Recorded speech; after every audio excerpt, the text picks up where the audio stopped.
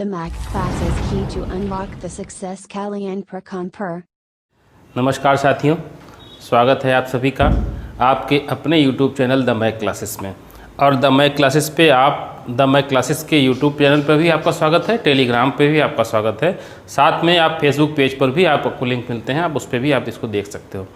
हम आपके साथ में, मैं डॉक्टर विष्णुकांत आपके साथ में हिंदी और संस्कृत के लिए जुड़ते हैं और हिंदी संस्कृत की श्रृंखला पे हम आपको संस्कृत के उपसर्गों की चर्चा हम आपसे कर चुके हैं। आज हम आपसे हिंदी के उपसर्गों की चर्चा करेंगे। देखो, उपसर्ग हमने कहा किसे था? उपसर्ग हम कहते थे जब आप उपसर्ग शब्द लिखते भी हो तो उपसर्ग को हम दो पदों पे विभक्त कर देते हैं, उप और दूसरा पद हमारा सर्ग। उप का अर्थ होता क्या? उप माने हमने आपको उपसर्ग संस्कृत के उपसर्गों में बताया था समीप, और सर्ग माने होता सृजन करना, अर्थात कोई भी शब्दांश, उप की जगह आप शब्दांश को स्थान दे दो। ये कहता कोई भी शब्दांश यदि किसी शब्द के पूर्व में या धातु के पूर्व में आकर के किसी नए अर्थ का सृजन करता है तो उसे हम उपसर्ग बोलते हैं। और उपसर्गों के हमने आपको 3 भेद कराए थे, आपको याद होगा। यदि नहीं याद है तो आप हमारे पुराने पिछले वीडियो पर जाकर के देखिएगा। हमने आपको उपसर्गों के भेद प्रभेदों के साथ तय करा चुके हैं। हम आपको पहला हमने बताया था तत्सम उपसर्ग, दूसरे हमने बताए थे आपको तद्भव उपसर्ग, और तीसरे हमने आपको बताए थे विदेशी उपसर्ग या विदेशज उपसर्ग।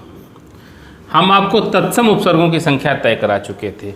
तत्सम उपसर्ग किसे कहते थे? हम कहते थे संस्कृत के उपसर्गों को हम तत्सम बोलते थे, और संस्कृत के उपसर्गों की हमने संख्या बिल्कुल निश्चित कर दी थी कि संस्कृत के उपसर्गों की संख्या 22 होती है।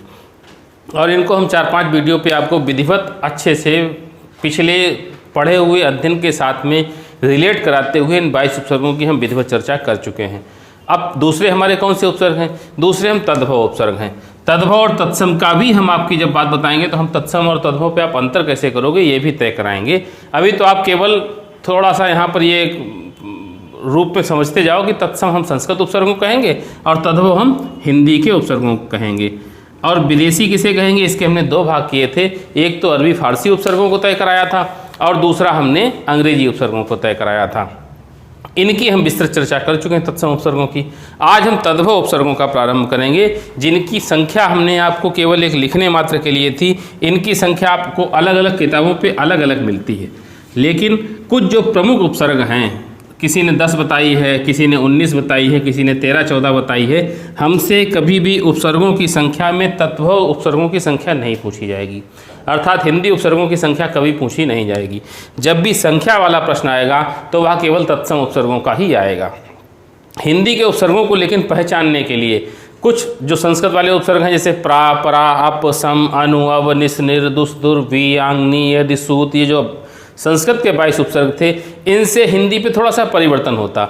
वहाँ अन होता है तो ना पे हलंत लगता है, यहाँ जो अन होता है वो ना पूरा होता है। वहाँ जो परा होता है वो रा पे बड़े आ की मात्रा होती है, लेकिन यहाँ जो पर वाला रा होगा उस पे बड़े आ की मात्रा नहीं होगी। तो दोनों पे आप कैसे अंतर करोगे? अंतर तो तब कर पाओगे जब आप दोनों उपसर्गों को अच्छे से विधिवत तरीके से समझ लोगे। तो आज हम हिंदी के तद्भव उपसर्गों की बात तय करेंगे। इनकी संख्या तो नहीं, लेकिन प्रमुख प्रमुख उपसर्गों को जो आपके बिल्कुल पूछे ही जाते हैं प्रश्न पत्रों पे, उनकी बात हम जरूर तय करेंगे। पहले उपसर्ग की हम बात करें, पहला उपसर्ग होता है अन। देखो, याद होगा आपको, जिनको नहीं याद है वो पुराने वीडियो पे जाके देखना। संस्कृत के उपसर्ग पे ना पे हमने हलंत लगाया था, तब हमने अन का अर्थ बताया था निषेध, अभाव और अनजान। यहाँ पर अन के ना पे हलंत नहीं लगेगा। आपसे इतना सा ही प्रश्न कर दे कि निम्नलिखित विकल्पों में से कौन सा उपसर्ग तत्सम का है, तो जिस पे ना पे हलंत है उसको आप तत्सम वाला बताओगे या संस्कृत का उपसर्ग बताओगे, और जिस पे हलंत नहीं है वो तद्भव बताओगे या हिंदी का बताओगे। अन का अर्थ वही है जो आपके संस्कृत के उपसर्ग का था, वही इस पे भी आपका है। इसका अन का अर्थ यहाँ पर क्या है? अन माने होता है नहीं, अन का अर्थ नहीं। और अन को आप समास यदि आपसे पूछेगा, जैसे हमने पियाने आपके तत्सम वाले पे जोड़े थे, उसी तरीके से यहाँ से भी जोड़ने का प्रयास करें। वहाँ थोड़ी सी विस्तृत चर्चा थी, यहाँ पे इतना ज़्यादा विस्तृत कार्य नहीं होगा। अन पे जब भी आपसे समास तय होगा तो यहाँ समास हमारा अव्ययीभाव तय होगा। कौन सा समास तय होगा? अव्ययीभाव तय होगा। इससे बनने वाला शब्द सदैव संयोग होगा। संयोग की बात भी हम बता चुके हैं आपको। संयोग हम उसे कहते हैं जब हम कभी दो पदों को एक साथ लिखें और उनके मध्य में कोई भी परिवर्तन ना हो, कोई विकार ना हो, तो उन शब्दों को हम संयोग शब्द बोलते हैं। और शब्दों की कोटि या प्रकार कौन सा होगा? इसमें जितना भी शब्द बनेगा सारा का सारा शब्द हमारा तद्भव शब्द होगा। तद्भव क्यों होगा? क्योंकि जब हम संस्कृत के उपसर्ग पढ़ रहे थे तो हमने सारे शब्दों को तत्सम तय कराया था। अब हम हिंदी के उपसर्ग पढ़ रहे हैं तो हिंदी तो तद्भव वैसे भी हिंदी आपकी अपभ्रंश से ही तो पैदा हुई, तो अपभ्रंश से या तद्भव की जब हम तत्सम तद्भव का वीडियो आपको देंगे तो आपको और अच्छे से स्पष्ट होगा। लेकिन अभी आपको ये बात ध्यान रखनी है कि हिंदी के उपसर्गों से बनने वाला कोई भी शब्द कौन सा होगा? तद्भव शब्द होगा। अब आप इसके उदाहरण देख लो। हमने कहा अनसुना, आप देखो सुना नहीं, अगर इस पे उपसर्ग पूछेगा तो आप कौन सा बताओगे? अन बताओगे। और सुना शब्द हिंदी का ही तो है, अगर उस पे जाओगे तो श्रुधादि मिलेगी, श्रवण शब्द मिलेगा। इस पे आप देखो ना पूरा मिल रहा आपको। अगर हम नाक पे हलंत लगा दें तो असुना शब्द बनेगा, असुना का कोई अर्थ नहीं होगा। तो अनसुना, अनकही, आप देखो अनकही अर्थात जिसे ना कही गई हो। अनहोनी, अनगिनत, देखो सारे शब्द आप तद्भव के साथ इनका योग कर रहे हो। अनपढ़, अनदेखी, अनबन। अब आप देखो इन सब पे अगर आपसे उपसर्ग पूछेगा तो कभी आप जो तत्सम वाला अन पढ़ के आए हो उस पे आप चिन्ह नहीं लगाओगे, आप इस वाले अन पे चिन्ह लगाओगे। और ये उपसर्ग किसका है? हिंदी का पहला उपसर्ग है। इन पे अगर इन शब्दों पे उपसर्ग पूछेगा तो आप बता दोगे कि साहब अन है, या इनसे मिलता जुलता और भी कोई शब्द होगा। आपको केवल पहचान ये रखनी है कि ऐसा कोई उपसर्ग निकल के आए जिसके नापे हलंत ना हो। यदि नापे हलंत होगा तो वो तत्सम वाले पे चला जाएगा, यदि हलंत नहीं है तो वो हिंदी वाले पे जाएगा। इस किसी शब्दों पे यदि समास पूछेगा तो आप कौन सा समास बताओगे? अव्ययी भाव बताओगे। इन पे कैसा शब्द है? ये संयोग शब्द है। और इनसे बनने वाले शब्द कैसे हैं? हमारे तद्भव शब्द हैं। अब आप देखो संस्कृत की अपेक्षा, चूँकि आपने संस्कृत के वीडियो के उपसर्गों को बहुत अच्छे से देखा है और बहुत अच्छे अच्छे आपने कमेंट भी किए हैं, और कमेंट के माध्यम से ही हमने अपने आप को प्रोत्साहित महसूस किया और आपके साथ में हिंदी के उपसर्गों को लेकर के आए। और हिंदी के उपसर्ग आपको संस्कृत की अपेक्षा आसान लग रहे होंगे, हैं भी आसान, क्योंकि इन पे ज़्यादा संधि समास का कार्य नहीं होता। इनमें लगभग जितने उपसर्ग हैं सभी पे समास बिल्कुल तय है कि अव्ययी भाव ही होगा। अगले उपसर्ग की ओर आए। अगला उपसर्ग हमारा होता अध, छोटा आ और धा। अध माने आधा। समास आप कौन सा तय होगा? समास इस पे भी अव्ययी भाव तय होगा, समास इस पे भी अव्ययी भाव ही तय होगा। शब्द हमारा संयोग होगा और शब्द की कोटि हमारी तद्भव होगी। अव्ययी भाव समास होगा, संयोग होगा और तद्भव होगा। कई इसके उदाहरण मिलेंगे आपको, जैसे अध खिला, अध कचरा, अध पका। अब आप देखो सभी पे संयोग है, किसी पे ऐसा कहीं भी कोई परिवर्तन मध्य पे नहीं दिख रहा, तो सभी पे संयोग है। सभी पे संयोग है, सभी पे तद्भव शब्द हैं हमारे, सभी पे समास कौन सा है? सभी पे हमारा समास अव्ययी भाव है। एक आधे और उदाहरण देख लें। हमने कहा अध मरा, अध खिला, अध कचरा, अध पका, अध जला। सभी का अर्थ आप देख लो। अध खिला अर्थात आधा खिला हुआ, अध कचरा अर्थात आधा कचरा, अध पका आधा पका हुआ, आधा मरा हुआ, आधा जला हुआ। सभी पे आधे का अर्थ निकल के आ रहा। सभी पे समास कौन सा तय हुआ?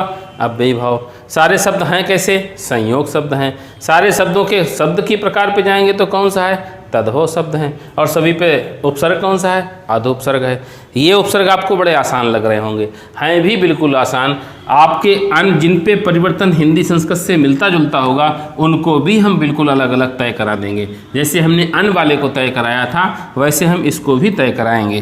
तो इसलिए आप ये मान के चलना कि छोटी छोटी सी चीज़ें आपको दिक्कत करेंगी। ये आप वीडियो को अंत तक देखा करिए तो आपको जो संस्कृत हिंदी के बीच की दूरियाँ हैं ये दूरियाँ बिल्कुल निश्चित रूप से आपको ख़त्म हो जाएंगी। इसी तरीके से इसी क्रम पे जब हम आगे बढ़ें तो एक छोटा सा उपसर्ग हमको मिलता सा। सा माने सहित। देखो सा छोटा सा उपसर्ग है और सा पे लेकिन संधि भी हमको मिलेगी। इस सा पे हमको दीर्घ संधि भी मिलेगी, इस सा पे हमको गुण संधि भी मिलेगी। इस सा से जो शब्द बनेगा उस पे बिल्कुल तय है कि शब्द पे समास हमारा यदि तय होगा तो वो समास हमारा केवल और केवल अव्ययी भाव तय होगा। दूसरा, इस पे जितना भी शब्द बनेगा लगभग शब्द हमारा संयोग होगा। इस पे जितना शब्द बनेगा सारा शब्द हमारा तद्भव होगा। इस पे हमको दो संधियाँ मिलने लगेंगी, एक तो दीर्घ संधि मिलेगी और दूसरी हमारी गुण संधि मिलेगी। देखो इस पे 5 विशेषताएं तय हो रही। सा से बनने वाला शब्द कौन सा है? समास तो बिल्कुल तय है, अव्ययी भाव है। अधिकतर शब्दों पे संयोग होगा, सारे शब्द तद्भव होंगे। ये दो चीज़ें बिल्कुल कॉमन हैं कि अव्ययी भाव और तद्भव तो जरूर होगा। शब्द लगभग शब्दों पे संयोग होगा, कुछ शब्दों पे हमारी दीर्घ संधि तय होगी और कुछ शब्दों पे हमारी गुण संधि भी तय होगी। और दीर्घ संधि और गुण संधि का अंतर हम आपको बता ही चुके हैं। दीर्घ हम कैसे करते? अकाह सवर्णे दीर्घा, अर्थात जहाँ कहीं आ ई उ री यदि बड़ी मात्रा के रूप में, दीर्घ मात्रा के रूप में बोलेंगे तो वहाँ हम दीर्घ संधि तय करेंगे, और जहाँ ए ओ और अर मात्रा मिलेगी वहाँ हम गुण संधि तय करेंगे। देखो अब इसके उदाहरणों की ओर चलें। उदाहरण कैसे तय होंगे? जैसे संयोग के लिए उदाहरण करें, हमने कहा सपूत, हमने कहा सजीव, अगला कहा सरस, हमने कहा सहित। अब आप देखो इन सभी पे हमने कहा सजग। जब हम सा उपसर्ग को हटा लें तो पूत शब्द सार्थक है, सा हटा लें तो जीव शब्द सार्थक है, सा हटा लें तो रस शब्द सार्थक है, सा हटा लें तो हित शब्द सार्थक है, सा हटाएं तो जग शब्द सार्थक है। और सभी पे समास कौन सा तय हुआ? सभी शब्दों पे समास हमारा अव्ययी भाव तय हुआ। ये बिल्कुल तय है कि सा से जो भी शब्द बनेगा सभी पे अव्ययी भाव होगा। इन सारे शब्दों पे जब कोई परिवर्तन मध्य पे नहीं हो रहा तो शब्द कौन से हुए? हमारे संयोग शब्द हुए। सारे शब्द हैं किस कोटि के? तद्भव शब्द हैं। और दीर्घ संधि के लिए आप उदाहरण देखो, जैसे हमने कहा सावधान। जब आप सावधान शब्द को विच्छेद करते हो तो इस पे बड़े आ की जहाँ मात्रा है वहीं से टूटेगा। बड़े आ की मात्रा हमें दो जगह मिल रही, एक तो बड़े आ पे मिल रही, ए शा पे मिल रही और एक धा पे मिल रही। लेकिन अगर हम धा से तोड़ देंगे तो शब्द का विच्छेद सही नहीं होगा। अगर हम इसको शा से तोड़ेंगे तो ये शब्द विच्छेद सही होगा। हमने इसको शा से तोड़ दिया, हमने कहा साधन अवधान। देखो हमारा उपसर्ग भी तय हो गया, हमारा उपसर्ग भी निकल आया, और उपसर्ग के साथ साथ दोनों पद हमारे सार्थक भी। इससे छोटा निकला, इससे छोटा निकला, इसने बड़ा आ बनाया। इस शब्द पे पूछेगा तो उपसर्ग तो शा तय है, संधि कौन सी है? दीर्घ संधि है। शब्द कैसा है? तद्भव है। और संयोग है, संयोग नहीं है, तद्भव है, दीर्घ है, और समास हमारा अव्ययी भाव है।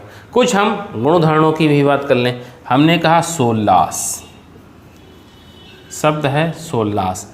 और अभी हमने आपको बताया कि गुण संधि पे हमने आपको बताया भी था कि ए ओ और अर की मात्राएं हमें गुण संधि बताती हैं। यहाँ पर हमें ओ की मात्रा मिल रही है, ओ की मात्रा जहाँ मिल रही वहाँ से ही शब्द विच्छेद होता, हमने इसको विच्छेद कर दिया साधन उल्लास, अर्थात उल्लास के साथ, उल्लास के सहित। अब आप देखो सा से यहाँ निकला, इससे छोटा ओ निकला, ओ की मात्रा बनाई।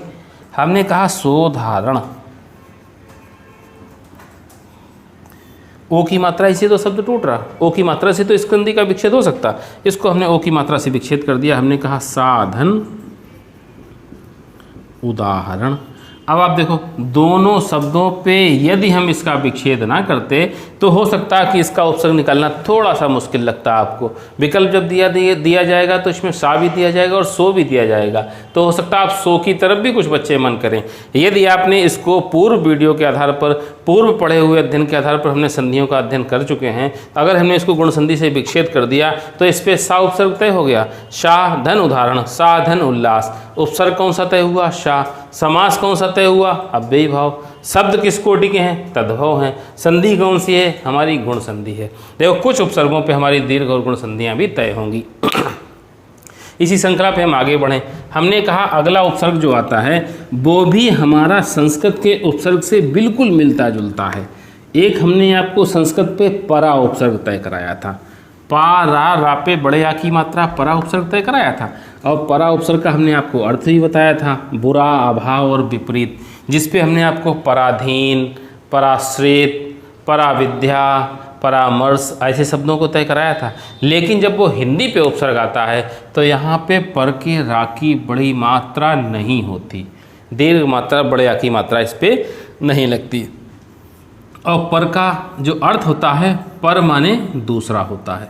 देखो जब आपने संस्कृत पे तय कराया था इसको हमने बुरा अभाव विपरीत तय कराया था, लेकिन यहाँ पर जब पर आया तो पर को हमने दूसरा तय कराया। और पर से जब भी कोई शब्द बनेगा तो वो शब्द हमारा तद्भव होगा। कुछ शब्द हमारे संयोग भी होंगे और कुछ शब्द हमारे अव्ययी भाव समास बनाएंगे। कुछ शब्दों पे हमारी दीर्घ संधि होगी, एक आध शब्दों पे हमारी गुण संधि भी तय हो जाएगी इस पे। लेकिन आप ये ध्यान रखना, वहाँ पर का अर्थ दूसरा था, वहाँ पर का अर्थ बुरा अभाव विपरीत पे था, यहाँ पर का अर्थ दूसरा के अर्थ पे आएगा। जितना भी हिंदी से जुड़ने वाला शब्द बनेगा सभी पे पर किस अर्थ को लेकर आएगा, दूसरे के अर्थ को लेकर के आएगा। जैसे आप और शब्द कुछ शब्द संयोग होंगे, कुछ शब्दों पे दीर्घ हो जाएगी, कुछ शब्दों पे गुण संधि हो जाएगी। जैसे पर के हम थोड़े से संयोग वाले पहले अर्थ देख लें। हमने कहा परजीव, आप देखो पर का दूसरे के अर्थ में आया। परजीव आप किसे कहते हो, जो दूसरा जीव है उसको ही तो परजीवी बोलते हो। परजीवी, परदेशी, परदेशी आप उसे कहते हो जो दूसरे देश का रहने वाला, उसी को तो परदेशी बोलते हो। हमने कहा परहित, दूसरे का जो हित है उसी को तो परदेशी बोलते हो। फिर हमने कह दिया परदादा, देखो आसान सा शब्द है। परदादा किसे कहते हो, जो हमारे अपने दादा होते हैं उनको दादा कहते हो, लेकिन जो दूसरे दादा हैं उन्हीं को तो आप परदादा बोलते हो। एक दादा के बाद जो दूसरा दादा है उसी को तो परदादा बोलते हो। तो परदादा, देखो इन शब्दों पे कौन सा उपसर्ग तय हुआ, हमारा पर उपसर्ग तय हुआ। और सभी में आप अर्थ दूसरे का निकल के आ रहा।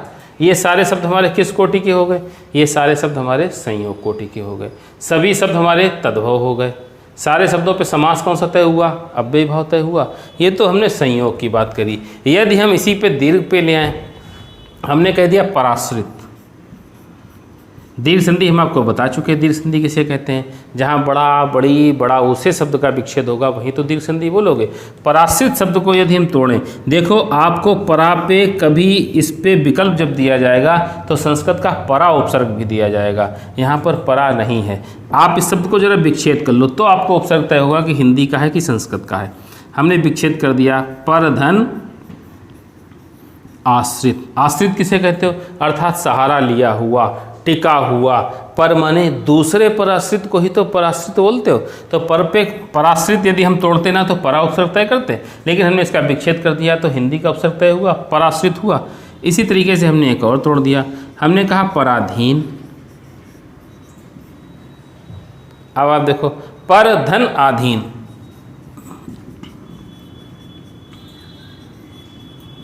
विच्छेद किया तो पर धन आधीन शब्द गलत है।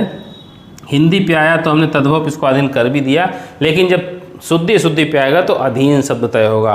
पर धन अधीन, दूसरे पर आधीन, दूसरे पर निर्भर को पराधीन बोलते हो। तो इन शब्दों पे आप देखो पर उपसर्ग निकल के आया। और यदि आपको कोई ऐसा शब्द दे दे, उसने 4 शब्द दे दिए, उसने कहा पराश्रित, पराधीन, पराजय, पराभव। अब आप देखो, आपसे इन शब्दों पे ये कहा, इन शब्दों पे पूछा ऐसे कौन से शब्द हैं जिनमें पर उपसर्ग नहीं है। तो आप चूंकि तय कर चुके हो, यदि आप पर और परा का अंतर समझ चुके हो तो आप तुरंत कहोगे कि पराधीन पे साफ नहीं है और पराश्रित पे पर हिंदी का उपसर्ग है। बाकी दोनों उपसर्गों पे संस्कृत का उपसर्ग परा तय होता है। तो इस तरीके से आपको अंतर तय करना होगा, तभी आप अंतर तय कर पाओगे जब आप हिंदी संस्कृत दोनों पे उसी तरीके के अधिकार रखोगे। जिस तरीके से आपने संस्कृत वाले वीडियो को प्यार दिया था उसी तरीके से आप हिंदी वाले उपसर्गों को भी तय कराओगे। एक हम गुण का भी उदाहरण देख लें। हमने शब्द बोला परोपकार, बहुत प्रचलित शब्द है, इस पे खूब संधि पूछी जाती है, खूब समास पूछा जाता है। समास तो तय है कि अव्ययी भाव होगा, लेकिन अगर आपसे उपसर्ग पूछा गया तो कौन सा उपसर्ग होगा। इसको गुण से जब आप विच्छेद करते हो तो पर धन उपकार होता है, छोटा आ छोटा ऊ मिलकर के बड़ा ओ की मात्रा बनाता है। ये शब्द कौन सा बना? परोपकार। संधि पूछा तो गुण संधि है। उपसर्ग पूछा तो कौन सा उपसर्ग है? पर उपसर्ग है। शब्द कैसा है? तद्भव है। समास कौन सा है? अव्ययी भाव है। देखो आप अब अंतर समझ गए होंगे कि पर और परा पे किस तरीके से अंतर होता है। एक और अगला उपसर्ग इसी क्रम पे हम देखें। अगला उपसर्ग हमारा होता है सम। देखो सम उपसर्ग आपका संस्कृत पे भी हमने तय कराया था, जब संयोग शब्द का संधि किया था, संधि पे भी हमने आपको सम तय कराया था। तब हमने सम को दूसरे तरीके से तय कराया था, लेकिन वहाँ भी सम पे हमने मापे हलन तय कराया था। यहाँ जब भी सम आएगा तो सम हमारा पूरा होगा, मापे हलंत नहीं होगा। सम माने समान, और वहाँ सम का क्या अर्थ था? वहाँ सम माने सम्यक रूप से था। इस पे देखो समास बिल्कुल अव्ययी भाव सम का मतलब अव्ययी भाव समास। आप सम उपसर्ग दिखाई दे तो आप कौन सा समास तय कराओगे? सम उपसर्ग पे आप अव्ययी भाव समास तय कराओगे। दूसरी विशेषता, सारे शब्द हमारे तद्भव होंगे और सारे शब्द हमारे संयोग होंगे। इससे बनने वाला कोई शब्द संधि नहीं होगा। संस्कृत वाले पे अगर चलोगे तो उस पे आपको संधि तय हो जाती है, उस पे हमारी अनुस्वार संधि तय हो जाती है, अनुनासिक संधि तय हो जाती है, उस पे आप संहार बना लेते हो और भी कई संयोग बना लेते हो, संचय बना लेते हो, कई सी संधियाँ आपने तय करी थी। लेकिन यहाँ पर जब मापे हलंत नहीं है, तद्भव का उपसर्ग है, हिंदी का उपसर्ग है, तो इसका अर्थ समान निकलेगा और समान पे आने के बाद इसका अर्थ समान निकलेगा। समास जब भी तय होगा तो अव्ययी भाव होगा। वहाँ अलग अलग भी बातें हो सकती थी। वहाँ तद्भव तत्सम शब्द था, यहाँ तद्भव शब्द है, और इससे बनने वाला शब्द कैसा है? संयोग है। जैसे हमने कहा समकक्ष, हमने कहा समकालीन। आप देखो सारे शब्दों पे मापे हलंत नहीं है, माँ पूरा है। समदर्शी, समकोण, आप देखो समकोण, सम माने समान है, जहाँ बराबर समान कोण होता है वहीं तो आप समकोण कहते हो। समकोण आप 90 अंश को कहते हो। इसी तरीके से समतल, आप देखो सभी शब्दों पे जितने भी शब्द हमने लिखे हैं उतने सभी शब्दों पे आपको देखो माँ पूरा मिल रहा है। उपसर्ग हमारा सम उपसर्ग तय हो रहा है, तो इस पे सम और सभी जगह सम का समान अर्थ निकल रहा है। इन सारे शब्दों पे ऐसा मिलता जुलता कोई शब्द होगा, उस पर समास पूछेगा तो आप कौन सा बताओगे? अव्ययी भाव। शब्द को कोटि कौन सी है? तद्भव। और शब्दों के प्रकार किस तरीके के होंगे? शब्द जितने भी सम से शब्द बनेंगे सारे के सारे शब्द हमारे संयोग शब्द होंगे, सारे शब्द तद्भव होंगे। एक हम औ उपसर्ग को पढ़ें। औ छोटा सा उपसर्ग है और हिंदी का उपसर्ग है, और औ का वही अर्थ होगा जो आप संस्कृत वाले पे अब उपसर्ग पे पढ़ चुके हो। किस उपसर्ग पे पढ़ चुके हो? अब उपसर्ग पे पढ़ चुके हो।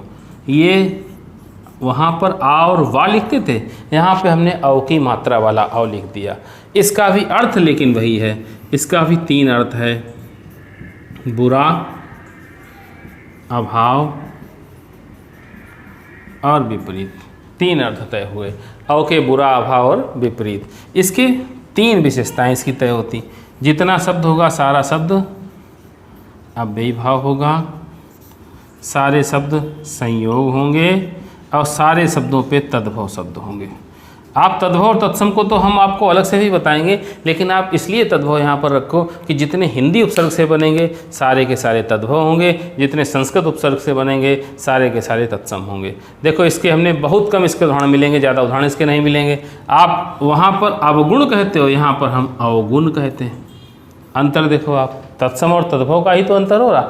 वहाँ पर अवघड़ कहते हो, यहाँ पर हमने अवघड़ कह दिया। अवघड़, औढ़र, अवघड़ हो गया, औढ़र हो गया। इसी तरीके से और अवघट हो सकता है। उदाहरण इसके कम मिलेंगे आपको। इन सारे शब्दों पे कौन सा है? अव्ययी भाव है। सारे शब्द कैसे हैं? संयोग हैं। सारे शब्द कैसे हैं? तद्भव हैं। आपको ये शब्दों के अवगुण तो आप समझते हो कि अवगुण तो अवगुणी लोग नहीं कह देते आप सब बड़े अवगुणी हो, अर्थात आपके अंदर गुण अभाव है, गुण का अभाव है और विपरीत गुणों के क्रियाकलाप करते हो तो आपको अवगुणी बोला जाता है। यहाँ पर उसी को तद्भव बना दिया, अवगुण। लेकिन ये 3 शब्द आपके लिए ये तय नहीं कैसे तय करोगे कि ये हम कहाँ प्रयोग करें। आप छोटा सा एक उदाहरण ले लो।